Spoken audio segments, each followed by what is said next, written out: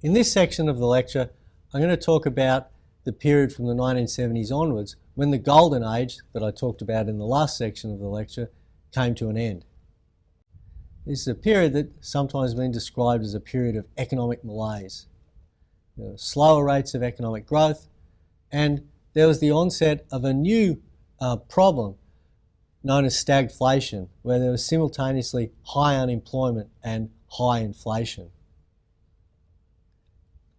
This table gives you a perspective on the emergence of those problems.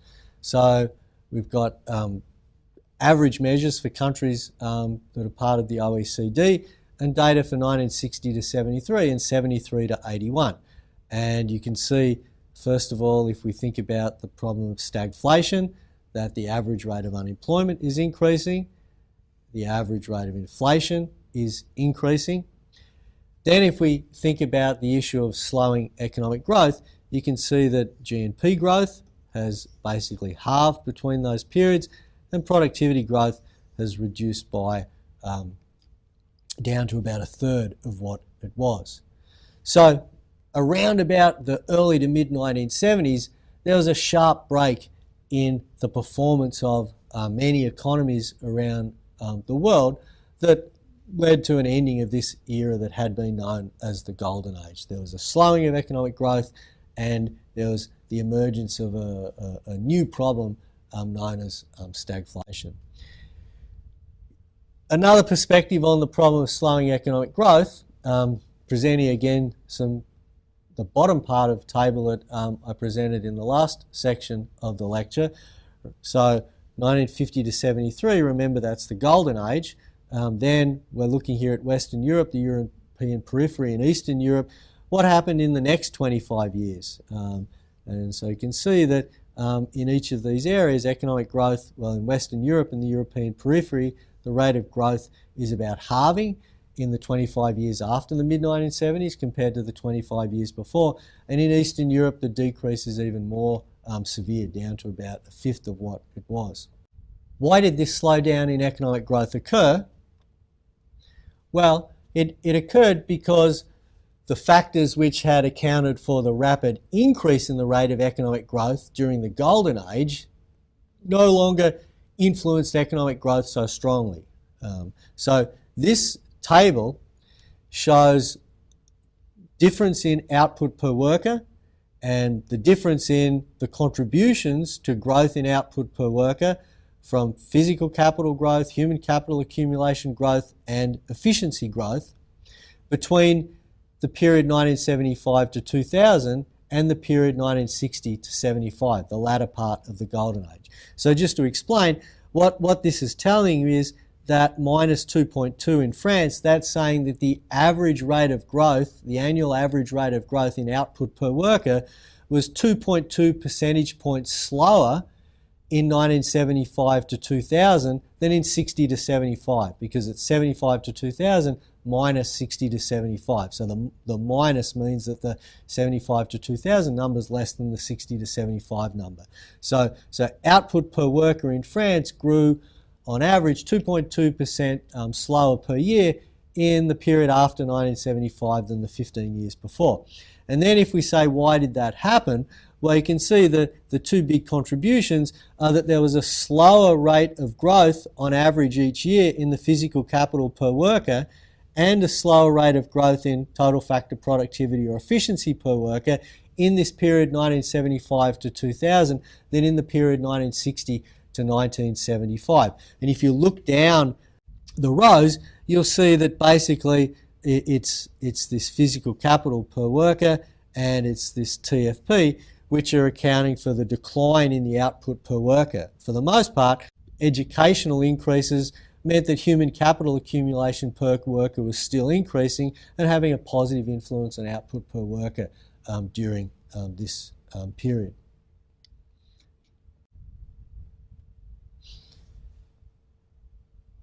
This gives a perspective on the emergence of the problem of stagflation. You might remember in an earlier lecture I presented a concept called the Phillips curve. The Phillips curve, which is a graph of the rate of inflation on the vertical axis against the rate of unemployment on the horizontal axis.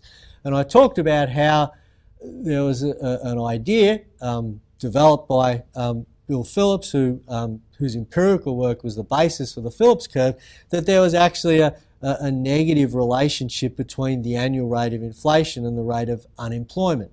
That if the rate of inflation went up, that would mean the rate of unemployment was decreasing, and vice versa. But you can see and you can see sort of that relation a little bit existing here. I've got data for Europe, OECD countries in Europe, and for the USA. And you can see in the 1960s that negative relationship was sort of existing in the United States. But once we get to the 1970s, that relation no longer exists. Instead, sort of what we're getting is both unemployment and inflation increasing. Both unemployment and inflation increasing.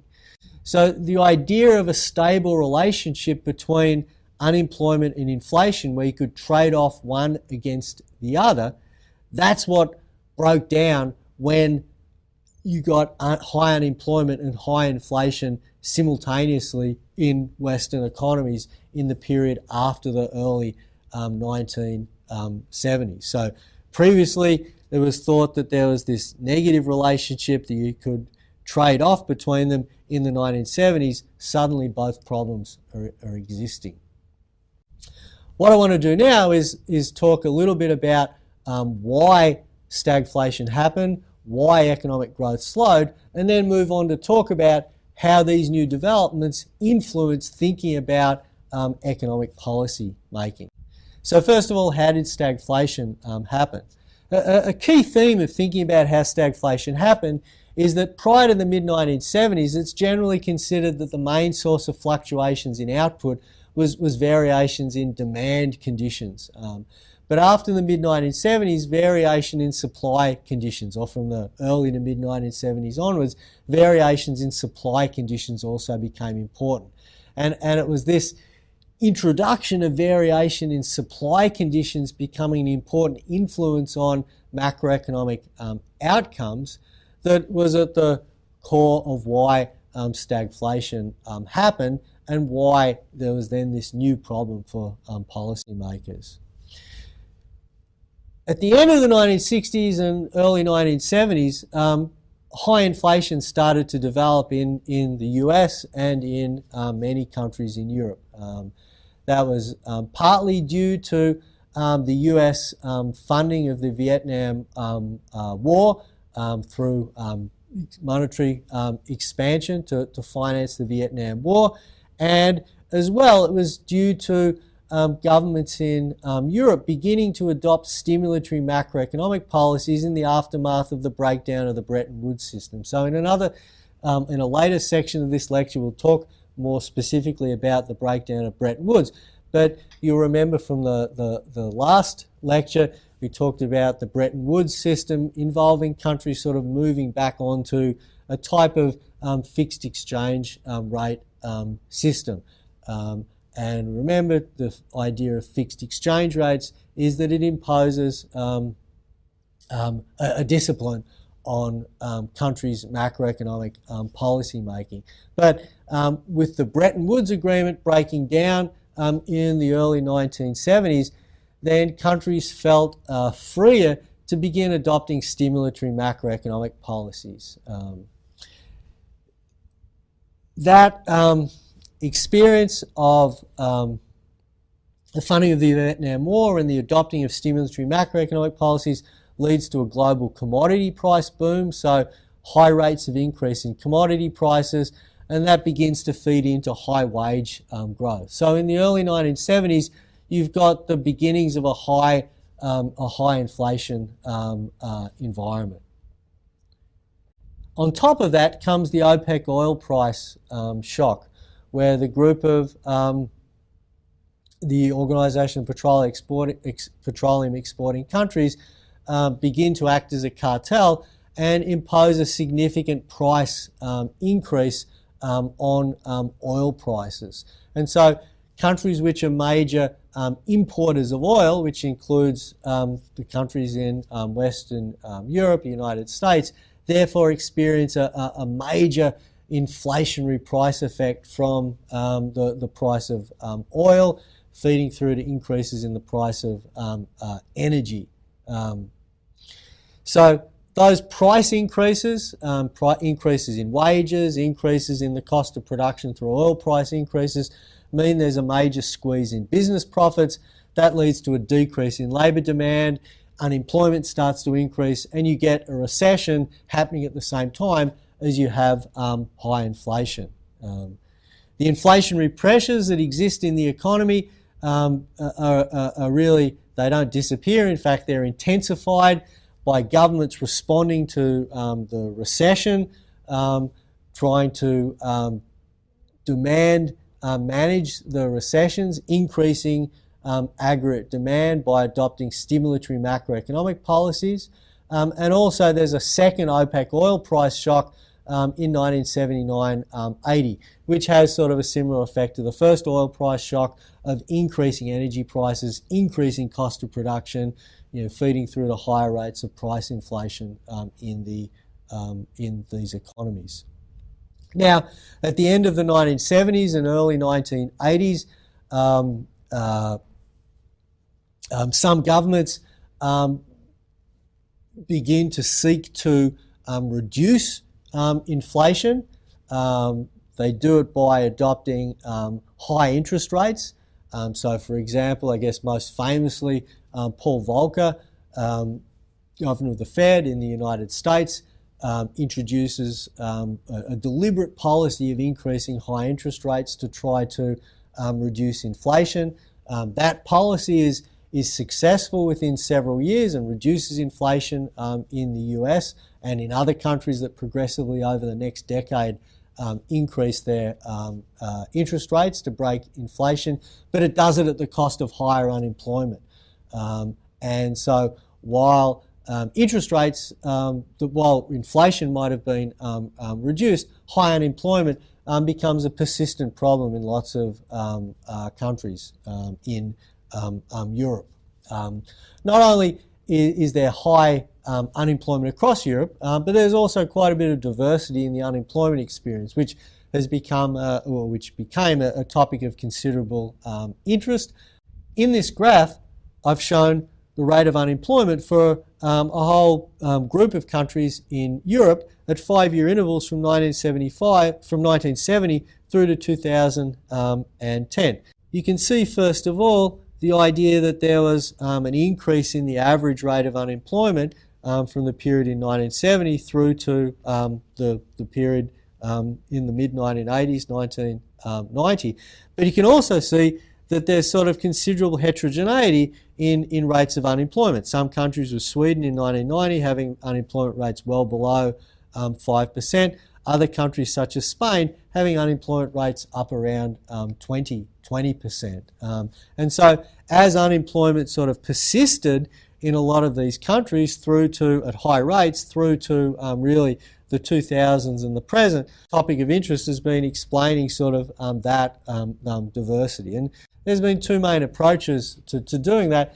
One is the idea that during this period there were changes in labour market institutions that in some way sort of locked in the high unemployment. So, for example, changes that made it easier to continue receiving unemployment benefits, or that provided more generous unemployment benefits, could have given an incentive for people who become unemployed to remain on unemployment benefits longer. So one idea about the persistence and heterogeneity of unemployment in Europe is the idea that countries change their institutions, and that change in institutions explains why some countries then experience persistent and high unemployment if they change their institutions in a way that had that effect of prolonging unemployment. Whereas other countries that didn't change their institutions, or change their institutions in a way to, say, reduce level of unemployment benefits or impose stricter conditions on receipt of unemployment benefits, saw decreases in rates of unemployment. The other idea is that what really matters is the interaction of institutions and shocks. That what happened in the labour market in the 1970s was that there was a major adverse disturbance to labour demand, that the level of labour demand decreased. Institutions then mediate the way that adverse change in labour demand affects employment outcomes and affects wages and affects unemployment in the economy. So, for example, an economy that has minimum wage laws, strong union presence, high levels of unemployment benefits, when there's a decrease in labour demand, that is less likely to lead to a reduction in wages if you've got these conditions of, say, high minimum wages, strong union presence.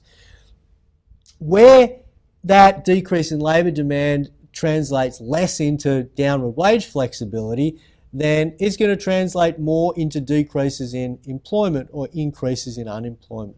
So a second type of explanation for the pattern or the heterogeneity in unemployment outcomes is the idea that different countries had different institutions. They all experienced this downturn in or reduction in labour demand. That disturbance was mediated in different ways in different countries depending on their type of institutions. And in countries where institutions were less towards allowing wage flexibility, you were more likely to get reductions in employment and increases in unemployment. What about economic growth? Why does economic growth slow from the 1970s? Well, one point is just that the scope for catch-up and convergence was diminishing over time. So the scope to catch up from the disturbances of World War II had finished. Countries in Europe had moved closer to the technological leader, the United States. So while they were catching up, while they were converging, they could have relatively rapid rates of economic growth. But once catch-up's finished, once they've got the benefits of moving towards the United States growth path, then those opportunities for growth are exhausted, and it just follows that countries are going to grow more slowly than previously. So one explanation is that it was the end of catch-up and convergence. That catch-up and convergence give one-off benefits in terms of allowing more rapid economic growth, but once you've caught up, once you've converged, then you just go back to sort of the growth path of the technological leader. In that context, another explanation that's been presented for slowing economic growth is the idea that the rate of technological progress in the technological leading countries might have actually slowed during this period. So this is a graph that I've taken from a paper by Robert Gordon, where he's graphed the percent growth in GDP per capita per annum of the two technological leaders. So from 1300 to 1900, that's the UK, and then from then on it's the US. And the idea is, look, we start out, we've got the Industrial Revolution, growth increases a bit, then as we sort of move from the Industrial Revolution, growth starts to accelerate. We have the period when the US is the technological leader, when we get even faster rates of growth.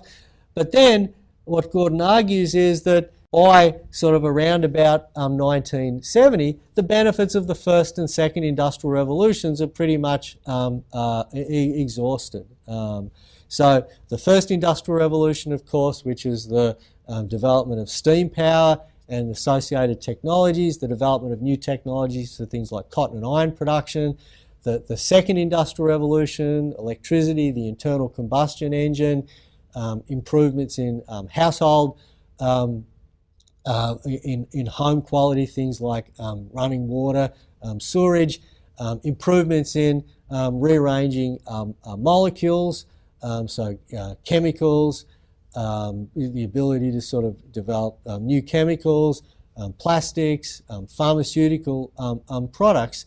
Those are all sort of, Gordon argues, one-off benefits which continue to sort of allow economic growth to proceed at a rapid rate till the second part of the 1970s, but now that's exhausted. And he argues that the benefits of the current crop of technological innovations, mainly IT-based, have had a lot less effect on economic growth than the first and second industrial revolutions.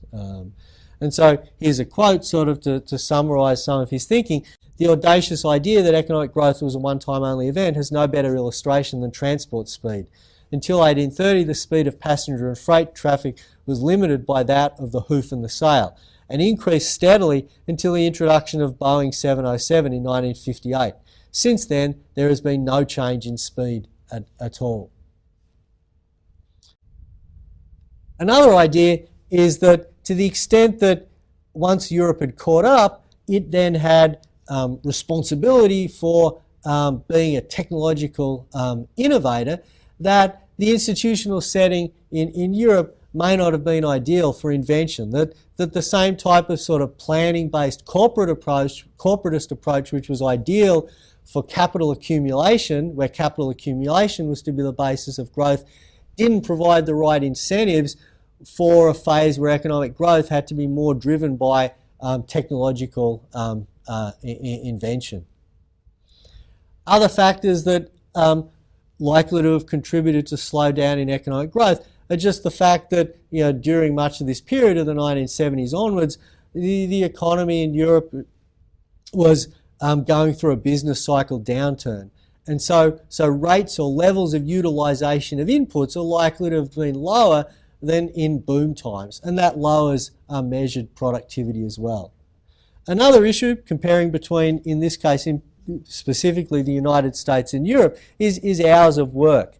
In this table, I've got the USA, and I'm treating the USA GDP per capita, GDP per hour worked, and hours worked per capita as 100 in both 1970 and 2000. And then I'm benchmarking that against European Union, 15 countries, at the time I've taken these data from, which is in 2004, and France. And what you can see is that GDP per capita relative to the US hasn't changed that much in this group of European Union countries, or didn't change much, and in France actually decreased a little bit between 1970 and 2000. But in fact, when you look at the amount of output per hour worked, there was a big catch-up in Europe compared to the US. So the amount of output per hour worked, which was only 65% in the European Union, 69% in France in 1970, has increased to 91% and 100% in Europe compared to the US by 2000. So when they're at work, workers in Europe have caught up to workers in the US between 1970 and 2000. But then we look at hours worked per capita. And what we see is that whereas workers in France and Europe are working pretty similar amounts or the hours worked per person in the population were pretty similar in Europe to the USA in 1970, by 2000 they'd fallen behind. So the reason Europe hadn't caught up much in GDP per capita was that it sort of offset the benefits that it got by catching up in the productivity of workers when they were at work by reducing the amount of work time. And so that's an important aspect of understanding sort of growth in GDP per capita in Europe during this period from 1970 to 2000. Now, the ending of the Golden Age, the problem of slowing growth, the problem of stagflation, caused policymakers to rethink economic policy. And that's what I want to talk about in the last part of this section of the lecture. So as I've talked about previously, and I'll begin by talking about sort of macroeconomic policy, dealing with issues of stagflation. Coming out of the Great Depression, there was this commitment to countries having low unemployment to avoid the sort of human misery that had occurred sort of during the Great Depression, and to try and establish a better world after World War II.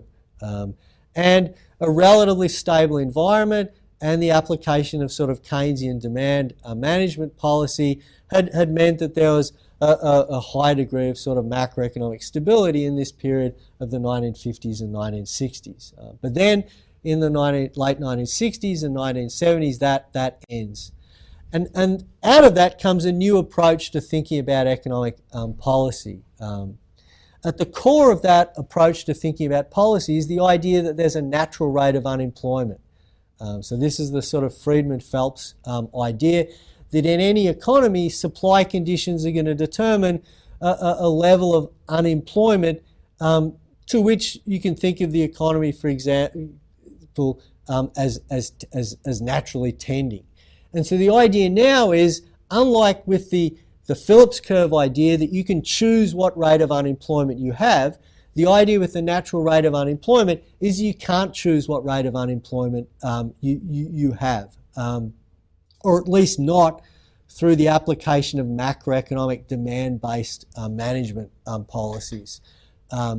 Instead, if you try through demand management policies to reduce the rate of unemployment below the natural rate of unemployment, you're only going to increase inflation, increase inflationary expectations, and therefore embed high rates of inflation in the economy. So we move from a world where it's sort of thought that you can trade off inflation and unemployment, and in a sense through demand management policies you can choose the rate of unemployment, to a world where it's considered that you can't manipulate the rate of unemployment through demand management policies. And any attempt to do that is going to cause inflation of the type that occurred in the late 1960s and early 1970s. So this leads to an approach to policy making which puts a much greater precedence on thinking of inflation as the policy problem that you need to address through demand management policy. And the main way that you would do that is through using monetary policy. Initially sort of the Friedman idea that you do it through monetary targeting, sort of evolving to the eventual view that you do it through interest rate policy and use of perhaps inflation targets. The developed economies, they don't move immediately to this new approach to policy making. It takes some time, a decade, sort of a couple of decades. In the meantime, there are changes in the way government budget policy is used in the 1980s, as well as adopting sort of quite restrictive approaches to monetary policy in line with the idea of trying to reduce inflation. A lot of governments also retain stimulatory fiscal policies. It's not till sort of the 1990s that approaches of sort of trying to maintain budget balance in fiscal policy sort of also enter the policy framework. So there's an evolution of thinking about macroeconomic policy making during this period. For a time, this new approach to policy making is seen as having been highly successful. Economists begin to talk about a period of the great moderation. So if you compare the 1990s and early 2000s to, say, a decade before, in the United States, the volatility of growth in GDP per capita is reduced by is about halved, and in the United Kingdom it's reduced by about a third. So there's less volatility in the economy. Of course, as we'll see in the next section of the lecture, the great moderation is relatively short-lasting. This quote from Olivier Blanchard and co-authors summarises sort of, I guess, this new approach to macroeconomic policy making. To caricature, we thought of monetary policy as having one target, inflation, and one instrument, the policy rate, the interest rate policy rate. So as long as inflation was stable, the output gap, the gap between potential and actual output, is likely to be small and stable, and monetary policy did its job. We thought of fiscal policy, that is government budget policy, as playing a secondary role, with political constraints sharply limiting its usefulness. And we thought of financial regulation as mostly outside the macroeconomic policy framework.